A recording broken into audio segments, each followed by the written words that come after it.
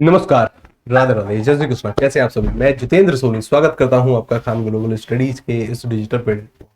आशा है आप सभी लोग अच्छे होंगे, मस्त होंगे, बड़े ही आनंद के साथ अपनी तैयारी कर रहे होंगे। कैसे हैं आप? कैसी आपकी तैयारी चल रही है? कमेंट के माध्यम से आप हमें बता सकते हैं। साथ के साथ आपको बताना है कि क्या हमने हमारे दिन के टारगेट लिखे हैं। दिन के टारगेट यानी किसी भी दिन की शुरुआत से पहले बार बार मेरे द्वारा किसी भी क्लास के प्रारंभ में हर बार ये बात पूछी गई है कि हमें दिन के टारगेट लिखना बहुत आवश्यक है। क्या लिखे हैं? क्या हमने दिन के टारगेट? अगर दिन के टारगेट लिख लिए हैं अच्छी बात है, नहीं लिखे हैं तो अभी लिखिए, ठीक है? अभी ज्यादा समय व्यतीत नहीं हुआ है। सुबह सुबह शौचादि क्रिया से निवृत्त होने के बाद हमें अपने दिन के टारगेट, दिन का लक्ष्य लिखना होता है कि आज के दिन से हमें क्या प्राप्त करना है, क्या सीखना है, क्या कुछ पाना है। सर, अगर आज हम हिंदी पढ़ रहे हैं तो हिंदी में हम क्या पढ़ेंगे? अगर आज हम हिस्ट्री पढ़ रहे हैं तो हिस्ट्री में हम क्या पढ़ेंगे? अगर आज हम पॉलिटी पढ़ रहे हैं तो पॉलिटी में क्या पढ़ेंगे? किस विषय को लेकर, किस अनुसूची को लेकर या फिर किस भाग को पढ़ रहे हैं? उसके साथ साथ अगर आप एनसीईआरटी पढ़ रहे हैं तो एनसीईआरटी किस क्लास की पढ़ रहे हैं और कौन सा सब्जेक्ट पढ़ रहे हैं, ये टारगेट लिखे हुए होने चाहिए। करंट अफेयर पढ़ रहे हैं तो करंट अफेयर किस मंथ का पढ़ रहे हैं। मिनिमम 8 से 9 घंटे के अगर आपके दिन के टारगेट है तो मैं ये कह सकता हूं कि आपका दिन बहुत अच्छा जा रहा है, बहुत अच्छा व्यतीत हो रहा है। याद रखिएगा। चलिए जी, उसके साथ साथ जो अपने टारगेट है, टारगेट का जो रिवीजन होना है वो कुछ इस तरीके से। गलती मत करना रिवीजन करते समय। कई बार हम गलती कर बैठते हैं कि अगर आज हमने कोई टॉपिक पढ़ा है उसको कल ही लेकर हम बैठ गए, या साय को ही हम लेकर बैठ गए, शाम को ही हम लेकर बैठ गए, या परसों उसको लेकर बैठ गए। 1 से 2 दिन में दिमाग चीजों को नहीं भूल पाता है। दिमाग का जिन चीजों में इंटरेस्ट कम है, सबसे पहले थोड़ा बहुत हिस्सा उसका भूल जाएगा, फिर अगला, फिर ऐसे ऐसे ऐसे ऐसे धीरे धीरे करके चीजों को भूलता है।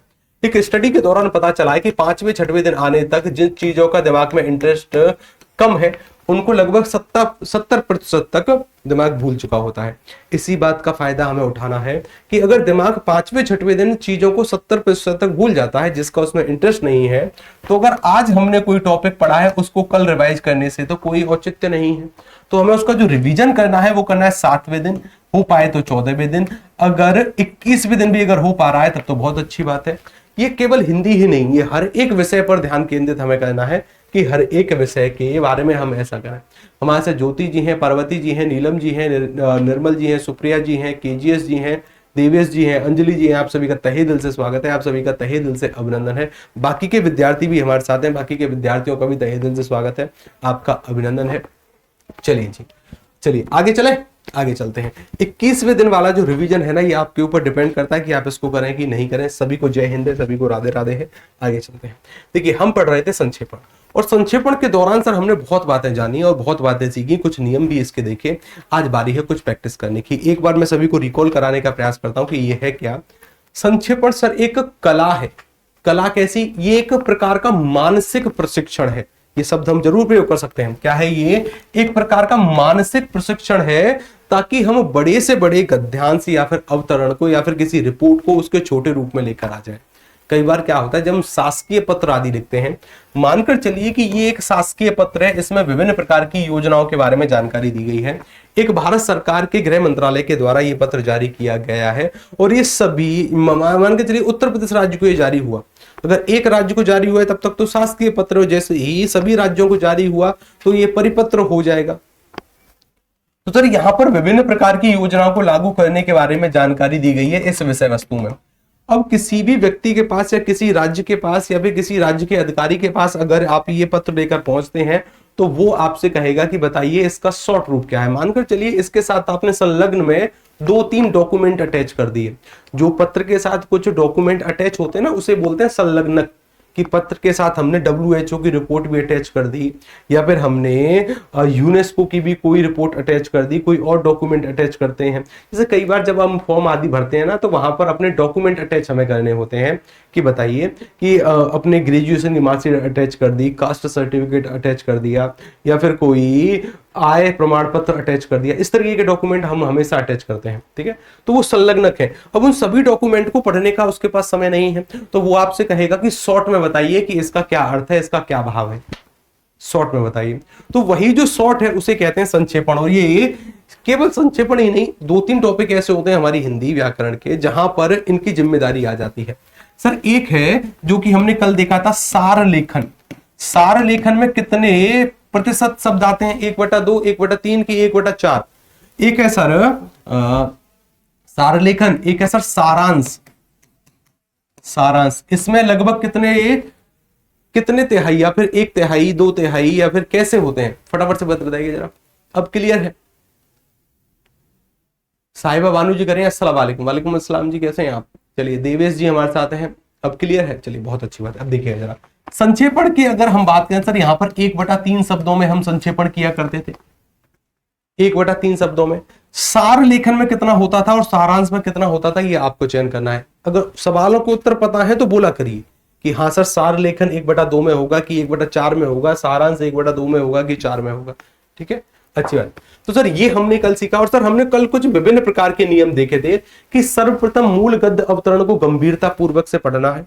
पढ़ने के बाद जो जो अहम जानकारी हमें लगे या फिर जो हमें जो मूल अर्थ है उस गद्य का, उस अवतरण का, उसे रेखांकित करते हुए चलना है, ताकि जब हम उसका संक्षेपण करें, उसको 1/3 शब्दों में लेकर आए, तब हमें यह आइडिया हो पाए कि हाँ यहां पर इस तरीके की ये चीजें हो सकती हैं।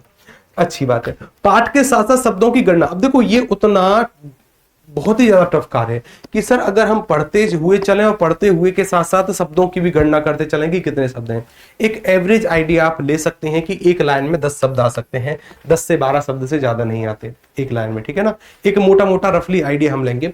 उसके साथ साथ सर शब्दों की गणना करके उसको 1/3 रूप में लाने में आसानी रहेगी।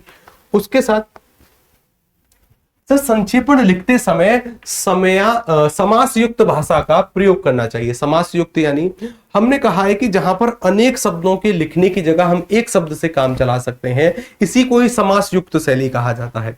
कई बार यहां पर क्या होगा कि सर अनेक शब्दों के स्थान पर एक शब्द भी प्रयोग होंगे। ये दोनों अलग अलग टॉपिक है, समास अलग है, अनेक शब्दों के स्थान पर एक शब्द अलग अलग है, लेकिन सर उसी से संबंधित है तो उसका प्रयोग हो जाता है। जैसे कहीं पर लिखा है वह स्थान, कहीं पर अगर ऐसा लिखा है कि वह स्थान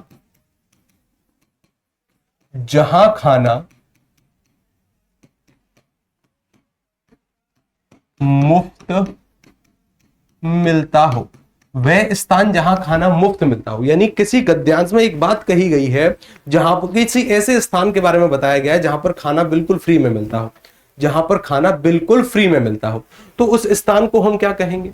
अब इन देखिए 1 2 3 4 5 6 7 शब्दों को लिखने की जगह मैं एक शब्द से काम चला सकता हूं, सदाव्रत। उस स्थान को सदाव्रत कहते हैं। जिसकी भुजाएं घुटनों तक लंबी हो, इसको लिखने की जगह मैं अजान बाहु उसको कह सकता हूं कि भाई अजान बाहु का अर्थ क्या होगा, जिसकी भुजाएं घुटनों तक लंबी हो। उसे भंडारा नहीं कहते जहां पर खाना मुफ्त मिलता हो, ठीक है ना, भंडारा नहीं कहते उसको, ठीक है। भंडारा इसके अंतर्गत आने वाला एक प्रकार है, ठीक है ना, अच्छी बात है। सदाव्रत कहते हैं उस स्थान को, वह स्थान जहां पर खाना मुफ्त मिलता हो, ठीक है। तो ये सदाव्रत हम कह सकते हैं। सर संक्षेपण लिखते समय ना तो अलंकारों का प्रयोग करेंगे, अलंकार का प्रयोग यानी काव्य को सजाने का कार्य नहीं करेंगे कि सर इस शब्द के माध्यम से काव्य अच्छा दिख रहा है, इस शब्द की जगह सर इस शब्द को प्रयोग कर लो तो काव्य अच्छा दिख रहा है। कोई अच्छा दिखाने की आवश्यकता नहीं है, पूरा का पूरा औपचारिक होता है। औपचारिक मतलब जो शासकीय कार्यों में प्रयोग होता है। मुहावरों का भी प्रयोग नहीं होता, लोकोक्तियों का भी प्रयोग नहीं होता, इसका प्रयोग नहीं करना चाहिए। गद्य अवतरण की भाषा की नकल करना सर्वाधिक वर्जित है।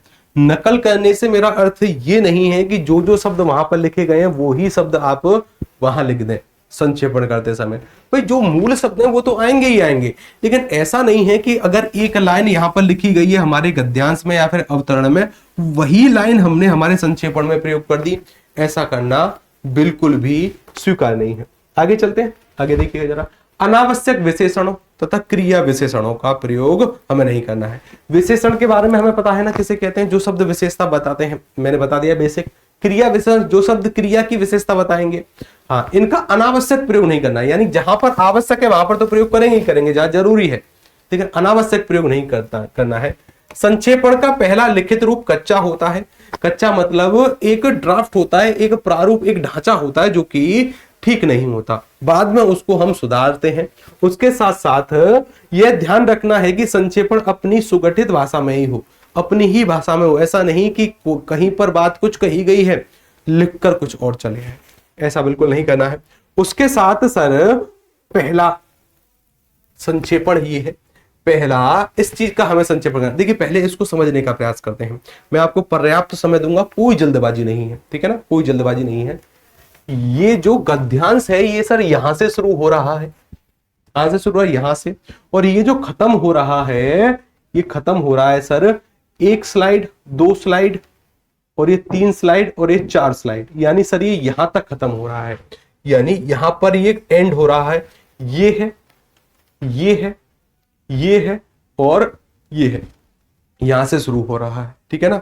आराम से समय लेते हुए पहले इसको एक बार आप पढ़ने का प्रयास करें, और जैसे ही आप इसको यहां तक पढ़ें तुरंत हमें सूचना देंगे कि सर पढ़ लिया या फिर सर कंप्लीट हुआ, ताकि हमें पता चले कि हाँ आप इसको पढ़ चुके हैं।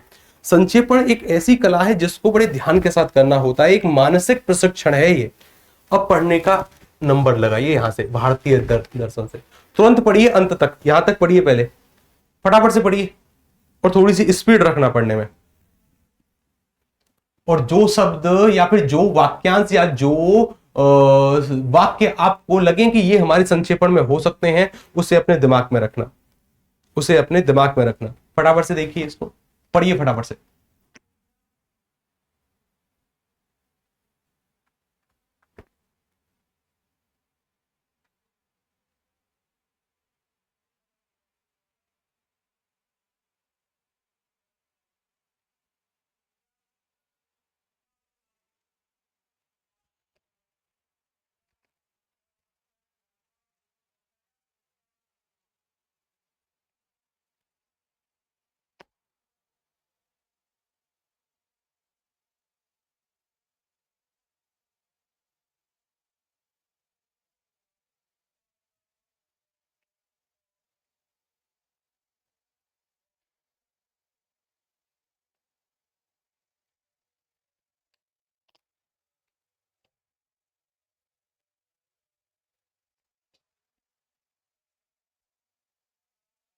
कंप्लीट? नहीं, ये अभी आपको लिखना नहीं है, ये अभी आपको लिखना नहीं है। जब ये पीडीएफ आपके पास आ जाए ना, उसके बाद भले ही आप इसको नोट कर सकते हैं। अभी अगर हम लिखने का प्रयास करेंगे ना तो समय बहुत ज्यादा चला जाएगा। यहां तक पढ़ा जी हमने, व्यक्त करता है, व्यक्त करता है तक पढ़ लिया, बहुत अच्छी बात है। फटाफट से अगली स्लाइड पढ़ो, फटाफट से पढ़ो इसको।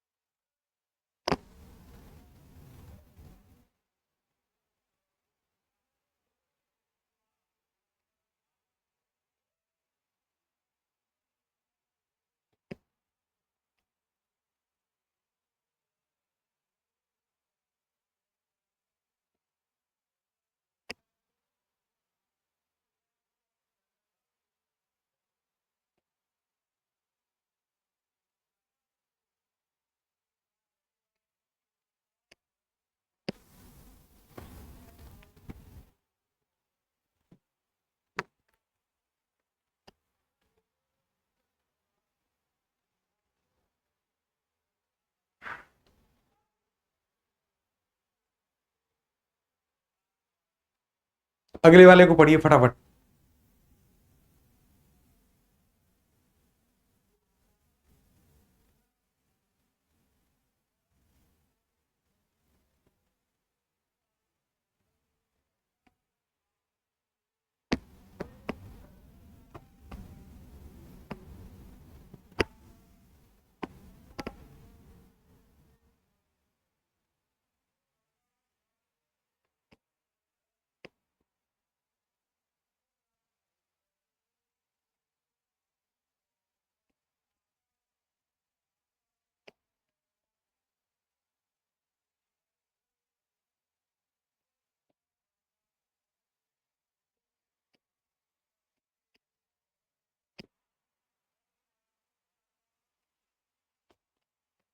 फटाफट से पढ़िए इसको।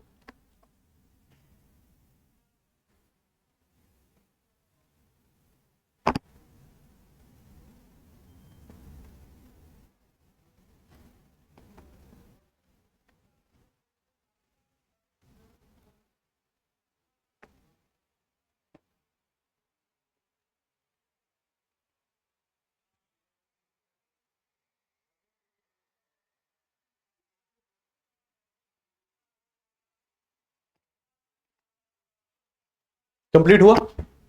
कंप्लीट। अब देखिए, अभी ना हमने 5-10 मिनट लगाकर एक गद्यांश पढ़ा। एक 5-10 मिनट हमने समय लिया और हमने एक गद्यांश पढ़ा। मैंने नहीं, आपने पढ़ा है अभी तक। अभी इस गद्यांश में एक मोटा मोटा आइडिया हमें हो गया कि ये किस बारे में लिखा गया है। उसके साथ साथ कुछ चुनिंदा शब्दों के बारे में हमें पता चला होगा। हालांकि अभी इसको हम सॉल्व करेंगे कि इसका संक्षेपण कैसे लिखना होता है, इसका शीर्षक कैसे होता है, लेकिन अभी अभी एक हमें मोटा मोटा आइडिया हो चुका होगा। और जो विद्यार्थी अभी भी इस गद्यांश को नहीं पढ़ पाए हैं, या फिर वो ऐसा सोच रहे हैं कि सर ये तो सर के द्वारा ही करा दिया जाएगा, वो बहुत बड़े भ्रम में है। ठीक है ना? हालांकि हम तो इसको कराएंगे ही, लेकिन एक अभिन्न अंग शायद आपने गवा दिया, दिमाग के जो कार्य करने की शक्ति है। इसलिए मैंने कहा कि पहले इसको पढ़ना है, पढ़ना आवश्यक है इसका पहले आपको। अब देखिए, अब हमें एक मोटा मोटा आइडिया है कि ये गद्यांश किसके बारे में है। ठीक है, इसको सॉल्व करने से पहले मैं आपसे पूछना चाहता हूं कि अगर 2-3 शब्दों में आपको बताना पड़े कि इसका शीर्षक बताइए, या 3 से 4 शब्दों में आपको बताना पड़े कि यह गद्यांश किसके बारे में लिखा गया है, तो आप क्या बता पाएंगे कि सर इस गद्यांश का शीर्षक ये हो सकता है हमारे हिसाब से? कोई 2-3 उत्तर बताइए, कोई 2-3। खुशी जी, अमित जी, सूरज जी, अमित तिवारी जी, राज किशोर जी, शिप्रा मेहरा जी, आकाश जी। देखो, शीर्षक एक आपके द्वारा आया है, जैसे कि हमारे साकिब अली जी हैं, राज किशोर जी हैं, वो कह रहे हैं कि गुरुजी एक शीर्षक हो सकता है भारतीय दर्शन। क्या हो सकता है एक शीर्षक? भारतीय दर्शन। 2 शब्दों का सर हमने एक शीर्षक बना दिया। और एक है गुरुजी भारतीय दर्शन ज्ञान का मार्ग। जो हमारे देवेश जी हैं वो कह रहे हैं गुरुजी ऐसा हो सकता है क्या, भारतीय दर्शन ज्ञान का मार्ग, ज्ञान का मार्ग। और कोई? भारतीय दर्शन। किसी ने कहा है कि सर कल्चर हो सकता है। कल्चर तो नहीं होगा। और भारत की विविधता, एक और आया है रेखा जी के द्वारा, वो कह रहे हैं गुरुजी भारत की विविधता हो सकता है क्या?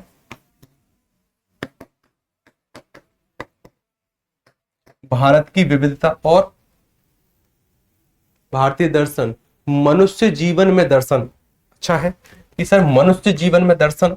एक देखो ये दिया गया है, किसके द्वारा है ये है सर नवीन जी के द्वारा, कि सर मनुष्य जीवन में, मनुष्य जीवन में, मैं इसको थोड़ा सा संशोधित कर रहा हूं, भारतीय दर्शन। ये थोड़ा सा बड़ा हो गया ना? हाँ, ये थोड़ा सा बड़ा हो गया कि मनुष्य जीवन में भारतीय दर्शन की भूमिका, थोड़ा सा बड़ा हो गया। चलिए इसको और छोटा करने का हम प्रयास करेंगे। और यथार्थ जीवन का दर्शन। एक आकांक्षा जी कह रहे हैं गुरुजी एक ऐसा हो सकता है कि यथार्थ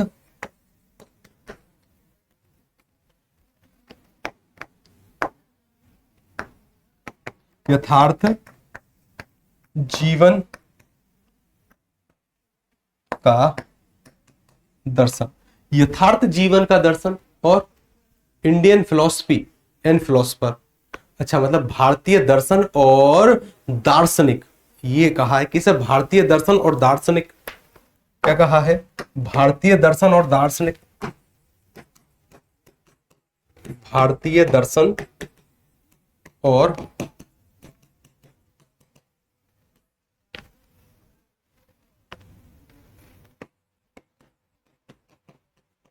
भारतीय दर्शन और दार्शनिक।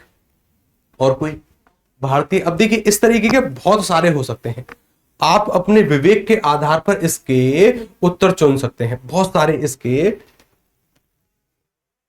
शीर्षक हो सकते हैं, लेकिन सर एक सर्वाधिक जो सटीक शीर्षक है उसकी परिभाषा ये है कि वो जितना छोटा हो सकता है उतना छोटा रहेगा।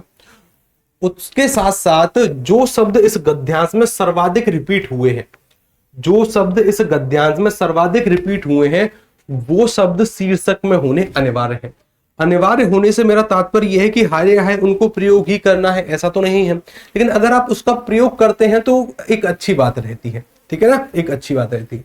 तो यहां पर मैं देख पा रहा हूं कि सर यहां पर तो देखिए एक तो दर्शन शब्द हमको कई बार दिखा होगा कि सर ये जो गद्यांश है या फिर ये जो अवतरण है ये दर्शन के बारे में है। और दर्शन भी कैसा दर्शन है? भारतीय दर्शन। अगर आपको इसका एक सिंपल सा अगर आपको एक इसका सिंपल सा शीर्षक चाहिए तो जो आम है, जो कॉमन है, जो लगभग हर एक विद्यार्थी के द्वारा दिया जाएगा वो ये है भारतीय दर्शन। लगभग हम में से 90% विद्यार्थी इसका शीर्षक लिखकर आएंगे कि सर इसका शीर्षक हो सकता है भारतीय दर्शन।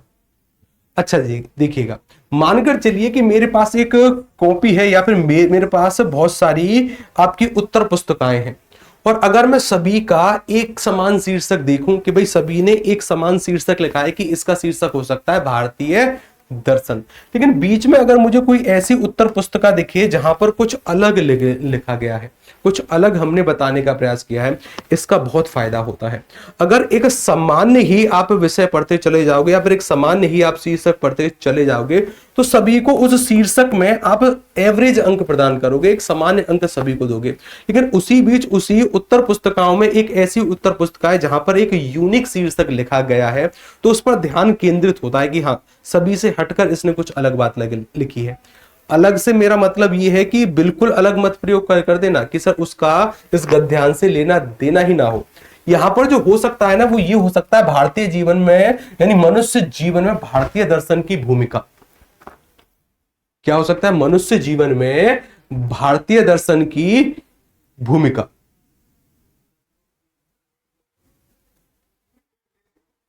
ये हो सकता है, लेकिन ये क्या है कि सर ये 3-4 शब्दों से थोड़ा सा बड़ा हमें दिख रहा है, तो ये थोड़ा सा खल रहा है कि सर यहां पर क्या है कि शब्द थोड़े से ज्यादा हो गए, इसको छोटा करने का प्रयास करते हैं। देखिए यहां पर एक शब्द है मनुष्य जीवन में। क्या है? मनुष्य जीवन में। तो हम यहां पर इस मनुष्य को काट सकते हैं, बिल्कुल इसकी कोई आवश्यकता नहीं है। केवल जीवन में भारतीय दर्शन की भूमिका ये हो सकता है। या फिर मनुष्य शब्द को हटाने के बाद और कौन सा शब्द हट सकता है?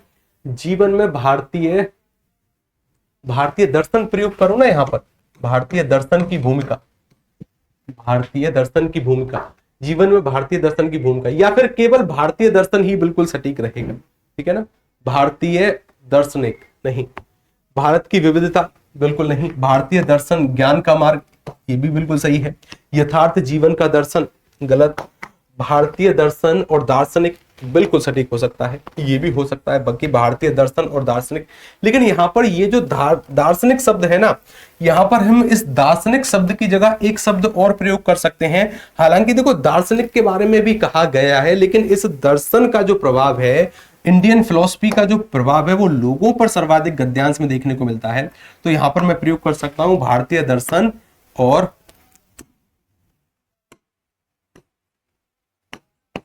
लोग, भारतीय दर्शन और लोग, ये हो सकता है। भारतीय दर्शन और दार्शनिक भी हम कर सकते हैं, ऐसा कुछ नहीं है। लेकिन सामान्यतः जो शीर्षक होते हैं हर एक विद्यार्थी के द्वारा अलग अलग प्रदान किए जाते हैं, उनमें से सर्वाधिक जो यूनिक हो वो हमें प्रयोग करना है। सामान्यतः लोग इसको प्रयोग करेंगे, आप इसको भी प्रयोग कर सकते हैं, ये भी सही है, आप उसको भी प्रयोग कर सकते हैं, ये भी सही है ना। तो यथार्थ जीवन का दर्शन ये नहीं हो सकता, भारत की विविधता ये नहीं हो सकता, भारतीय दर्शन ज्ञान का मार्ग ये बिल्कुल हो सकता है, इसको हम प्रयोग कर सकते हैं। अब देखिए, अब इसको पढ़ने का प्रयास करते हैं। ठीक है, अब इसको पढ़ने का प्रयास करते हैं। यहां से अब जो जो शब्द इंपोर्टेंट है उन पर हम विचार करते हैं।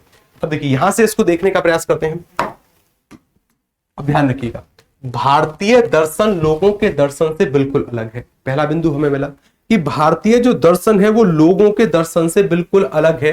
हर एक व्यक्ति का अपना दर्शन होता है, आप भी दार्शनिक है, ठीक है, लेकिन शायद किसी को पता नहीं है, तो जो भी आप कार्य करते हैं ना वो उसी के अनुसार है। भारतीय दर्शन लोगों के दर्शन से बिल्कुल अलग है, पहली बात। यह 3 लक्षणों में विशिष्ट है। अब देखिए, ये सबसे पहला बिंदु है जो कि हमारे संक्षेपण में शामिल होगा। यह 3 लक्षणों में विशिष्ट है। कितने लक्षण हैं जी इसके? 3 लक्षणों में विशिष्ट। विशिष्ट शब्द का अर्थ होता है कि सामान्य से अलग, सभी से, बाकी दर्शनों से 3 प्रकार के मुद्दों की अगर बात करें, उनसे अलग होने का प्रयास करता है। आगे चलते हैं। इसमें से जो प्रथम है वो क्या है? इसकी निरंतरता, यानी ये लगातार है। लगातार यानी कई हजार सालों से भारतीय दर्शन हमें देखने को मिलता है। अगर लगभग मानते हैं 6000 साल पुराना है, लेकिन फिर भी निरंतरता है। भारतीय विचारक लगभग 3000 वर्षों से प्रकृति और संसार के आशय के विषय में निरंतर सोच विचार करते रहे हैं। तो सर एक हमें पता चला 3000 वर्षों से, लगभग 3000 वर्षों से, लगभग 3000 वर्षों से ये निरंतर चलता हुआ आ रहा है। उसके साथ सर केवल चीनी ही ऐसा इतिहास रखते हैं, केवल चीनी ही ऐसा इतिहास रखते हैं। दूसरे में हमने क्या लिखा कि सर पहला तो हमें पता चला, और दूसरा क्या है, ये सर सर्वसम्मत है, यानी सभी के द्वारा माना गया है। मोटे तौर पर सभी भारतीय विचारक इस तथ्य को मानते हैं कि अपने यथार्थ स्वरूप में तथा महत्व अर्थ में जगत का एकीकृत एकता है, और यह एकता आध्यात्मिक है, आध्यात्मिक है। जगत जैसा कि यह दिखाई देता है निश्चय ही एक इकाई नहीं है, बल्कि विषम अनेकताएं हैं। कहना यह है कि इसमें असंख्य व्यक्तियों और वस्तुओं का संकलन दिखाई देता है, इसलिए जो वास्तविक जगत है और जैसा कि वह नजर आता है उसमें अवश्य अंतर होगा। यह अंतर इस प्रकार का कहा जा सकता है कि जगत एक यथार्थ है, जगत एक यथार्थ है जो स्वयं को अनेकता में व्यक्त करता है। किसमें व्यक्त करता है? जो स्वयं को अनेकता में। यहां पर सर हमें कुछ बातें देखने के लिए मिली। एक तो यथार्थ शब्द का प्रयोग किया गया है, यथार्थ शब्द का अर्थ बताने का प्रयास किया है, और दूसरा सर यहां पर 3 विशिष्टताओं से ये अलग देखने को मिलता है, 3 लक्षणों से ये अलग देखने को मिलता है। पहला लक्षण क्या है? ये सर निरंतरता है, यानी लगभग 3-4 हजार सालों से चला आ रहा है। उसके साथ साथ दूसरा ये सर सर्वसम्मत है। उसके साथ तीसरे मुद्दे का अभी तक उल्लेख नहीं हुआ है कि तीसरा लक्षण क्या है, शायद यहां पर हो जाए उसका उल्लेख। चलिए हाँ देखो यहां पर हो रहा है, यहां पर हो रहा है, लेकिन अभी थोड़ी देर के लिए रुकिएगा, पहले यहां से पढ़ते हैं। जिस प्रकार संगीत के टुकड़ों को अंतर्निहित विषय रागों के माध्यम के जिस प्रकार संगीत के टुकड़ों का अंतर्निहित विषय रागों के माध्यम से व्यक्त होता है। अब देखिए इसका हम उल्लेख करेंगे हमारे संक्षेपण में। जिस प्रकार संगीत के टुकड़ों का अंतर्निहित विषय रागों के माध्यम से व्यक्त होता है, जो एक ही संगीत विचार को प्रकट करते हैं। यानी इस पूरी पंक्ति का भाव क्या है? राग तो एक ही है, संगीत राग तो एक ही है, उस राग को अलग अलग यंत्रों से हम विभाजित कर सकते हैं, उसको बजा सकते हैं, जैसे सितार है, बांसुरी है, तबला है, ढोलक है, अलग अलग माध्यम हो सकते हैं उसके, लेकिन राग एक ही है। मोटे तौर पर यही सच है कि सभी भारतीय विचारकों ने इस अंतर को स्वीकारा है। यहां से तीसरा लक्षण शुरू हो रहा है कि तीसरे लक्षण जो इसको अलग बनाता है वो क्या है? तीसरा लक्षण। और यहां हम दर्शन तथा धर्म के संबंध पर आते हैं। भारतीय दर्शन कभी भी बौद्धिक व्यापार तक सीमित नहीं रहा। इसमें शक नहीं है कि औपचारिक रूप में यह सत्य की खोज है। यानी इसका जो तीसरा लक्षण है वो क्या है? इसका तीसरा लक्षण है सत्य की खोज, ठीक है। पर भारत में दर्शन सत्य की खोज के अतिरिक्त कहीं अधिक काम करता है, इससे भी और ऊपर गया है, अधिक काम करता है। यह एक जीवन पद्धति की खोज करता है, उसे लागू करता है। वास्तव में अंतिम उपाय के रूप में भारतीय दर्शन का यह व्यवहारिक प्रभाव निश्चित रूप से भारतीय दार्शनिकों की सुनिश्चित धारणा का परिणाम है। आगे चलो। भारतीय दर्शन सिखाता है कि जीवन एक आशय है और लक्ष्य है। ये हम प्रयोग करेंगे। भारतीय दर्शन सिखाता है कि जीवन एक आशय है और लक्ष्य है। आशय की खोज हमारा दायित्व है और अंत में उस लक्ष्य को प्राप्त कर लेना, इसका भी प्रयोग करेंगे कि आशय की खोज हमारा दायित्व है और अंत में क्या करना है? उस लक्ष्य को प्राप्त कर लेना है, हमारा विशेष अधिकार है। इस प्रकार दर्शन जो कि आशय को उद्घटित करने की कोशिश करता है और जहां तक उसे इनमें सफलता मिलती है वह इस लक्ष्य तक अग्रसर होने की प्रक्रिया है। कुल मिलाकर आखिर तक यह लक्ष्य क्या है? एक सवाल पूछा गया है, कुल मिलाकर आखिर यह लक्ष्य क्या है? उसका जवाब भी है। इस अर्थ में यथार्थ की प्राप्ति वह है जिसमें पा लेना केवल मात्र जानना नहीं है। यानी वास्तव में यहां पर क्या कहा गया है? कुल मिलाकर ये लक्ष्य की परिभाषा यहां पर दी गई है दर्शन के विषय में कि लक्ष्य क्या है।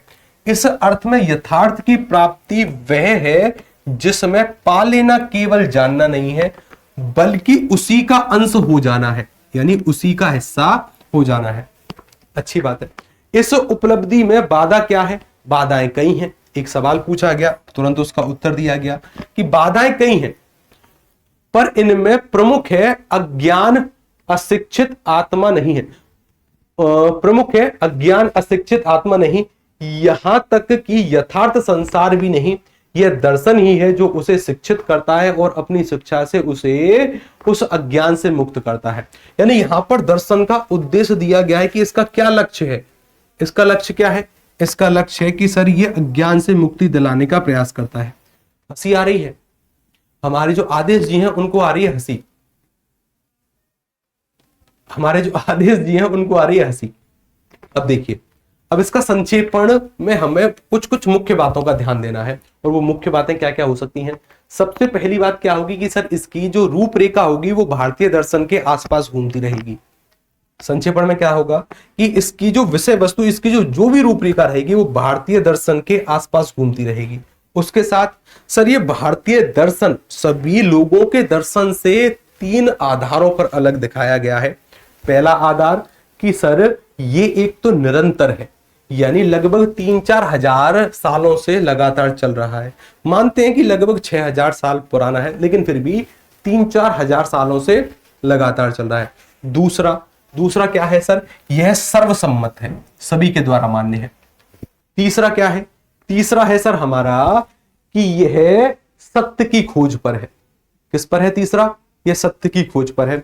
उसके बाद अगर हम बात करें कि दर्शन सत्य की खोज के अतिरिक्त और भी विभिन्न क्षेत्रों में कार्य करता है, उसके साथ आगे आते हैं। भारतीय दर्शन सिखाता है कि जीवन का एक आशय और एक लक्ष्य है। भारतीय दर्शन से सीख क्या मिलती है कि जीवन का एक आशय है और जीवन का एक लक्ष्य है। आगे चलकर सर हमने आशय यहां पर व्यक्त किया है कि आशय क्या है, और आगे चलकर हमने यह व्यक्त किया है कि लक्ष्य क्या है, लक्ष्य का उद्देश्य क्या है।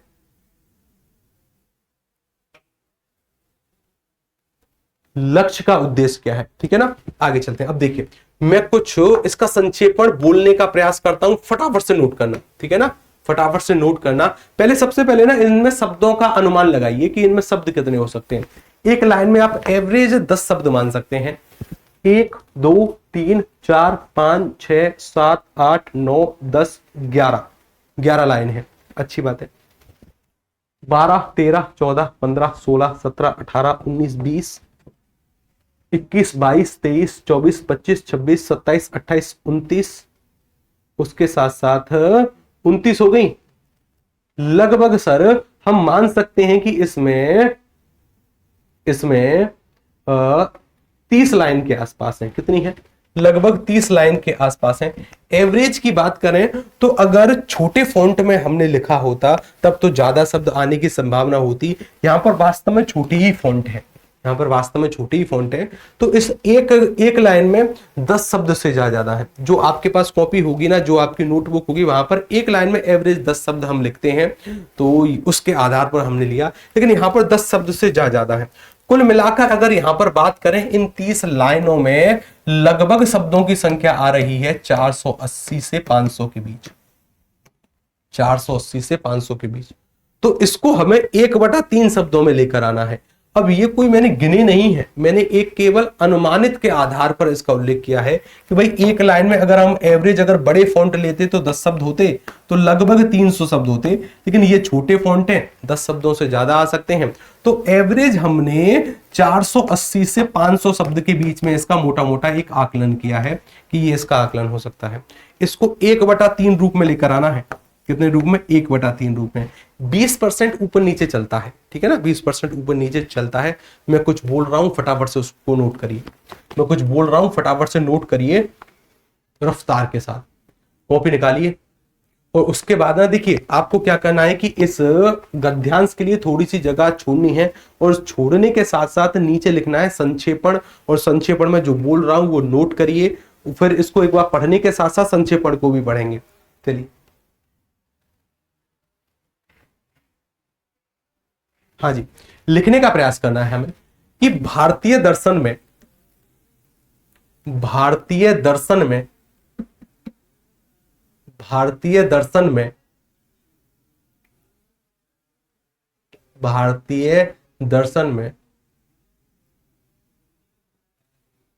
3 प्रकार की विशिष्टताएं हैं। भारतीय दर्शन में 3 प्रकार की विशिष्टताएं हैं। भारतीय दर्शन में 3 प्रकार की विशिष्टताएं हैं। यानी ये जो शब्द है ना, हमारी जो पहली लाइन है, ये पहली लाइन हमसे कहती है भारतीय दर्शन लोगों के दर्शन से बिल्कुल अलग है, ये 3 लक्षणों से विशिष्ट है। हमने इस पूरी लाइन को हटाकर लिखने का प्रयास किया कि भारतीय दर्शन में 3 प्रकार की विशिष्टताएं हैं। पूर्ण विराम चिन्ह का प्रयोग करना, विशिष्टताएं हैं। प्रथम प्रथम प्रथम के साथ एक अल्प विराम चिन्ह का प्रयोग करना। प्रथम अल्प विराम चिन्ह। प्रथम कौन सी है कि सर एक तो ये 3-4 हजार सालों से लगातार चलता आ रहा है, निरंतर है, तो यहां पर हमें क्या प्रयोग करना है? प्रथम। ये 3-4 हजार वर्षों से, ये 3-4 हजार वर्षों से, वहां पर तो लगभग शब्द का प्रयोग किया गया था गद्यांश में कि लगभग 3000 शब्द, लेकिन हमें प्रयोग करना है कि 3-4 हजार वर्षों से, यह 3-4 हजार वर्षों से निरंतर चला आ रहा है। ये 3-4 हजार वर्षों से निरंतर चला आ रहा है। लिखिए, यह 3-4 हजार वर्षों से निरंतर चला आ रहा है। अल्प विराम चिन्ह। जैसे प्रकृति और संसार संबंधी चिंतन, जैसे प्रकृति और संसार संबंधी चिंतन, जैसे प्रकृति और संसार संबंधी चिंतन। जैसे के बाद हमने एक चिन्ह सीखा था कि सर जब भी हम जैसे लिखेंगे उसके साथ एक निर्देशक चिन्ह लगाना अनिवार्य है। तो जहां पर भी आपने जैसे लिखा है उसके साथ एक छोटा मतलब एक निर्देशक चिन्ह का प्रयोग जरूर करना। चिंतन, चिंतन, पूर्ण विराम चिन्ह। चिंतन के बाद पूर्ण विराम चिन्ह। दूसरे, यहां पर लिखिए प्रथम लिखा है तो यहां पर लिखना द्वितीय। क्या लिखना है? द्वितीय। द्वितीय और उसके साथ साथ फिर एक अल्प विराम चिन्ह शुरू करना है। और दूसरा कारण क्या है इसका? सर इसके अगर दूसरे कारण की बात करें कि यह सर्वसम्मत है, यह सर्वसम्मत है, यानी अभी तक जो हमने लिखा है ना वो इन सभी बातों का संक्षेपण है, इन सभी का। ठीक है ना, अच्छी बात है। चलिए दूसरे, दूसरे के बाद अल्प विराम चिन्ह। और दूसरे में हमें क्या प्रयोग करना है कि इनमें विचारों की सहमति है, इसमें विचारों की सहमति है। देखिए, इसमें विचारों की सहमति है, यानी ये सर्वसम्मत है। इसका मुझे पता है कि सर्वसम्मत यानी सभी के द्वारा स्वीकार है। विचारों की सहमति भी इसमें है, इसमें विचारों की सहमति है, इसमें विचारों की सहमति है। एक के साथ एक अल्प विराम चिन्ह लगाइए, फिर लिखिए जैसे। जैसे और जैसे के साथ एक निर्देशक चिन्ह, इस प्रकार से जैसे के साथ एक निर्देशक चिन्ह। जैसे यह की, जैसे यह की जगत वास्तव में, जैसे यह की जगत वास्तव में, वास्तव में आध्यात्मिक इकाई है। जगत वास्तव में आध्यात्मिक इकाई है। जगत वास्तव में, जगत वास्तव में आध्यात्मिक इकाई है। इकाई है के साथ एक अर्धविराम चिन्ह का प्रयोग करना है। के बाद क्या प्रयोग करोगे? अर्धविराम चिन्ह। भले ही वह देखने में, भले ही वह देखने में, भले ही वह देखने में, भले ही वह देखने में अनेक रूप के समान प्रतीत होती है, अनेक रूप के समान प्रतीत होती है,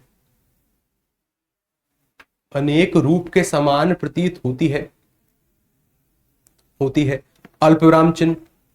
परंतु, परंतु वास्तव में जगत एक ही है, परंतु वास्तव में जगत एक ही है, परंतु वास्तव में जगत एक ही है, परंतु वास्तव में जगत एक ही है। परंतु वास्तव में जगत कैसा है? परंतु वास्तव में जगत एक ही है। और जगत जो शब्द आपने लिखा है ना वो इस तरीके से लिखना, जगत,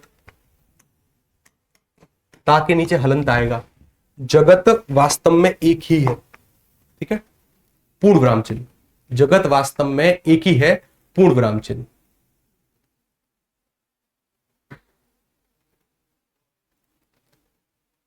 एक ही है, पूर्ण विराम चिन्ह। यह अनेकता का ही प्रकार है, यह अनेकता का ही प्रकार है।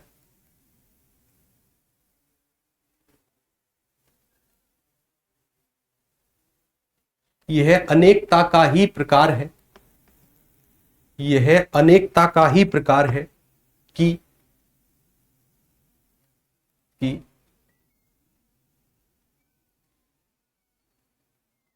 यह अनेकता का ही प्रकार है कि यह अनेकता का ही प्रकार है कि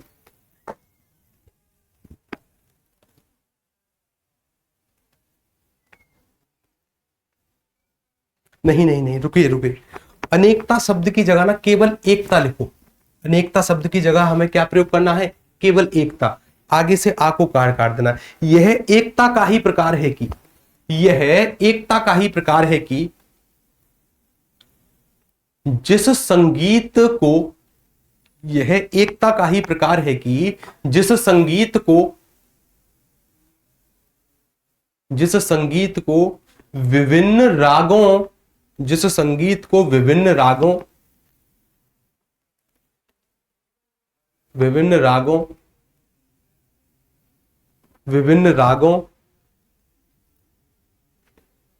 में व्यक्त किया जाता है, जिस संगीत को विभिन्न रागों में व्यक्त किया जाता है, जिस संगीत को विभिन्न रागों में व्यक्त किया जाता है, व्यक्त किया जाता है, जाता है के साथ अल्प विराम चिन्ह, वह वास्तव में नहीं, वह एक ही है, वह एक ही है। और एक के साथ एक ब्रैकेट चिन्ह शुरू करना, वह एक ही है, एक के साथ लिखना एक ही है। यहां पर प्रयोग करना संगीत, संगीत के साथ एक वैकल्पिक चिन्ह और एक शब्द लिखना सुर, वह एक ही है, वह एक ही है, वह एक ही है, वह एक ही है, पूर्ण विराम चिन्ह, पूर्ण विराम चिन्ह। अब यहां पर सर हमने दो कारणों का उल्लेख किया कि दो कारण जो ये विशिष्ट थे, तीसरे कारण का अब हमें उल्लेख करना है। अगर हमने पहले दो शब्द संस्कृत भाषा में लिखे हैं, कौन कौन से पहले दो शब्द, यानी अगर हमने प्रथम लिखा है, हमने द्वितीय लिखा है, तो तीसरा जो शब्द है ना, जो तीसरा लक्षण है वो तृतीय लिखो। क्या लिखो, तृतीय, फटाफट से लिखो तृतीय। और तृतीय के साथ साथ क्या प्रयोग करना है, एक अल्प विराम चिन्ह। तृतीय ऐसे लिखना, तृतीय लिखना ऐसे, और एक अल्प विराम चिन्ह का प्रयोग कर साथ में तीसरे कारण का उल्लेख करेंगे। अब हम तृतीय लिखो फटाफट से, तृतीय लिखो, तृतीय। अब देखिए तीसरे कारण में हमसे यहां पर कहा गया था, तीसरे कारण में हमसे यहां कहा गया था कि यह सत्य की खोज पर है। तीसरा लक्षण क्या था इसका, कि यह सत्य की खोज पर है। लिखना शुरू करो, तृतीय के साथ अल्पविराम चिन्ह लगाओ और उसमें लिखो भारतीय दर्शन औपचारिक रूप से, भारतीय दर्शन औपचारिक रूप से, भारतीय दर्शन औपचारिक रूप से, औपचारिक रूप से सत्य की खोज करता है, सत्य की खोज करता है, सत्य की खोज करता है। और साथ में, और साथ में व्यवहारिक जीवन की, और साथ में व्यवहारिक, साथ में व्यवहारिक जीवन पद्धति की, साथ में व्यवहारिक जीवन पद्धति की खोज करता है,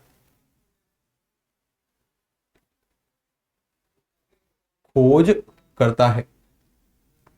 और खोज शब्द के साथ साथ ना एक ब्रैकेट में चिन्ह लिखना, खोज के साथ एक कोष्टक शुरू करना अतिरिक्त जानकारी देने के लिए। यहां पर एक शब्द का प्रयोग करना जागृत, किस शब्द का प्रयोग कर, जागृत, और इसको बंद कर देना, ठीक है ना। खोज के साथ क्या लिखना है, जागृत, ठीक है, अच्छी बात है, एक ब्रैकेट चिन्ह लगाकर। ये कंप्लीट हुआ, खोज करता है।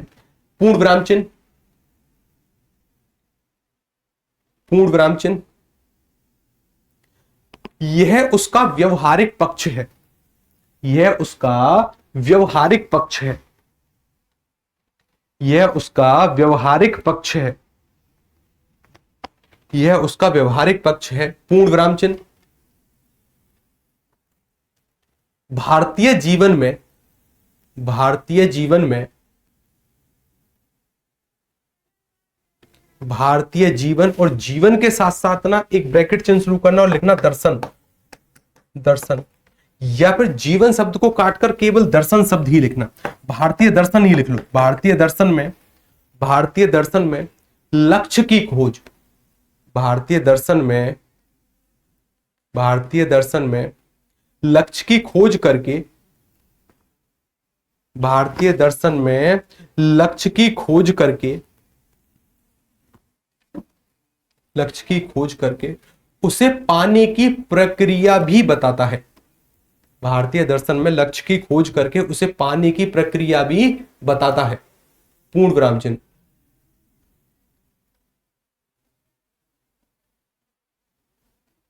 पूर्ण विराम चिन्ह।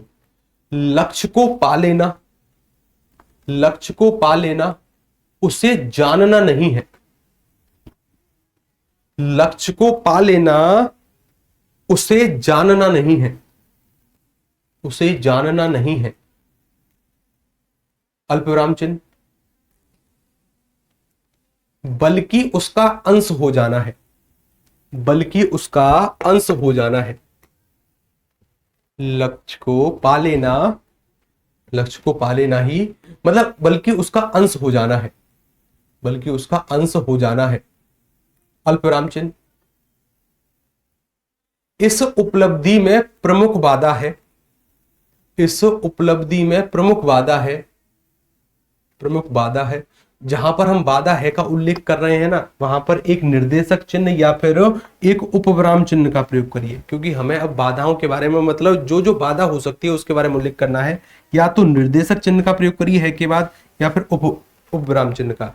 बाधा है, बाधा है।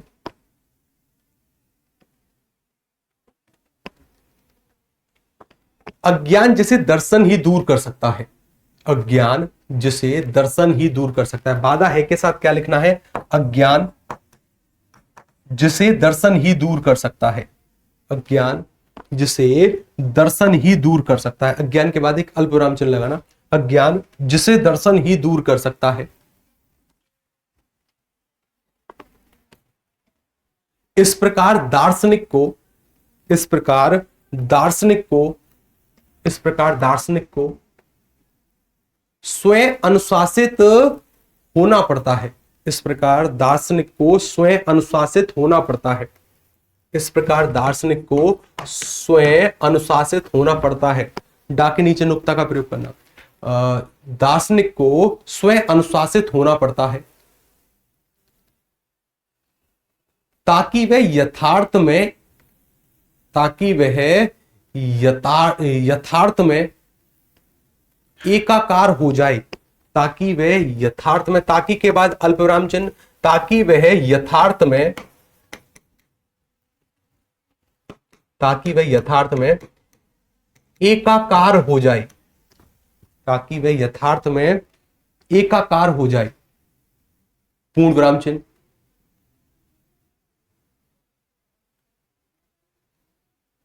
इसी नाते, इसी नाते अनुशासित आचरण का पालन, इसी नाते अनुशासित आचरण का पालन, अनुशासित आचरण का पालन सभी मनुष्यों को करना होता है। इसी नाते, इसी नाते, इसी नाते अनुशासित आचरण का पालन सभी मनुष्यों को करना होता है। सभी मनुष्यों को करना होता है। पूर्ण विराम चिन्ह। और फटाफट से कोई एक विद्यार्थी इसमें एक एवरेज शब्द गिन दे कि लगभग हमने कितने शब्द लिख दिए इसमें। कोई अगर एक एवरेज शब्द गिन पा रहा है, क्या ये लगभग 150 के आसपास शब्द हो गए हैं? यानी अगर हम उसका 500 माने तो क्या ये लगभग 150 के आसपास शब्द हो गए हैं, या फिर कम है? अभी कम तो नहीं हुए होंगे, 150 के आसपास हो गए होंगे। जरा कोई फटाफट से कोई एक विद्यार्थी एवरेज शब्द गिन दे कि हाँ 140 या फिर 150 के आसपास हो गए हैं। लगभग 130। हाँ, हमारे जो सत्येंद्र जी हैं कह रहे हैं कि गुरुजी लगभग 130 के आसपास हो गए हैं। ठीक है, अब पहले ना एक बार इसको कंप्लीट पढ़ने का प्रयास करिए, कंप्लीट पढ़ने का प्रयास करिए। पढ़िए इसको एक बार, जो भी आपने लिखा है पहले इसको पढ़िए शुरू से, भले ही 2 मिनट का समय ले लो, लेकिन पढ़ो इसको पहले कि हमने क्या लिखा। लगभग पढ़िए कि हमने क्या लिखा है। मनोज जी कह रहे हैं कि गुरुजी 250 से ज्यादा हो गए। नहीं, 250 से ज्यादा तो नहीं हुए होंगे, क्योंकि शब्द बोलते समय ध्यान रखा है कि ज्यादा शब्द ना हो पाए, कमी रहे। लगभग 150 के आसपास होंगे, 140 या फिर 155, 160, इससे ज्यादा नहीं है, इससे ज्यादा नहीं है। पहले इसको 10-5 मिनट का समय लो, पहले पढ़ो इसको कि हमने क्या लिखा है, कहीं हमने अर्थ का अनर्थ तो नहीं किया है। इसे देखो, जो जो हमारी मुख्य बातें थी उन सभी का उल्लेख हमने किया। भारतीय दर्शन जो है वो 3 प्रकार के कारणों से विशिष्ट है, यानी अलग है। पहला कारण का हमने उल्लेख किया। पहला कारण क्या है कि सर इसकी निरंतरता, यानी ये 3-4 हजार वर्षों से लगातार चल रहा है। दूसरे कारण का उल्लेख हमने किया कि यह क्या है, यह सर, यह दूसरा कारण क्या था हमारा? दूसरा कारण था जी हमारा, ये रहा दूसरा कारण था जी अपना, कि सर ये सर्वसम्मत है, यानी यहां पर क्या है, सभी के विचारों की सभी के विचार स्वीकार किए गए हैं, सभी के द्वारा ये माना भी गया है, ठीक है ना।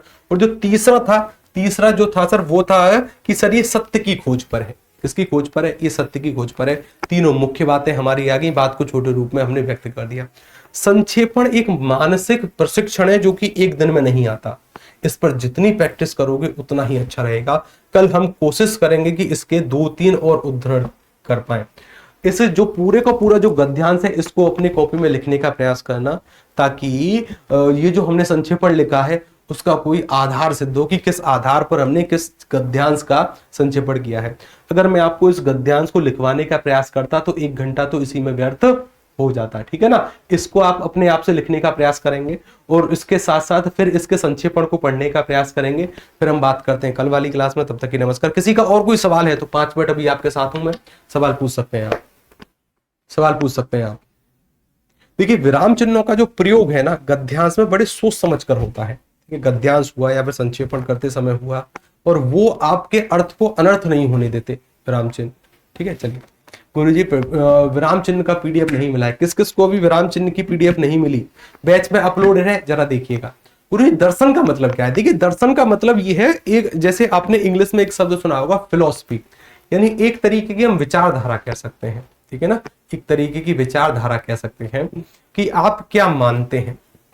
जैसे भारतीय दर्शन है, जैन दर्शन एक अलग है, चारवाक अलग है, चारवाक के साथ साथ बौद्ध दर्शन अलग है, वेस्टर्न कल्चर अलग है, वेस्टर्न कल्चर अलग है, उसे बोलते हैं वेस्टर्न फिलॉसफी, ठीक है ना। यानी विचारधारा पर चलते हैं कि हमारा समाज या फिर हम जैसे लोग किस आधार पर चलेंगे। भारत में अगर बात करें, यानी पूरे वर्ल्ड की अगर बात करें, तो सामान्यतः जो दर्शनों की संख्या है वो कितनी है? 9 है।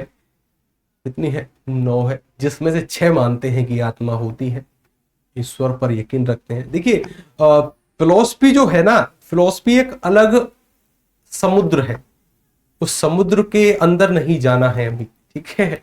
अभी तो केवल हमें एक छोटा सा गद्यांश है। गुरुजी 180 वर्ड लिखे हैं मैंने।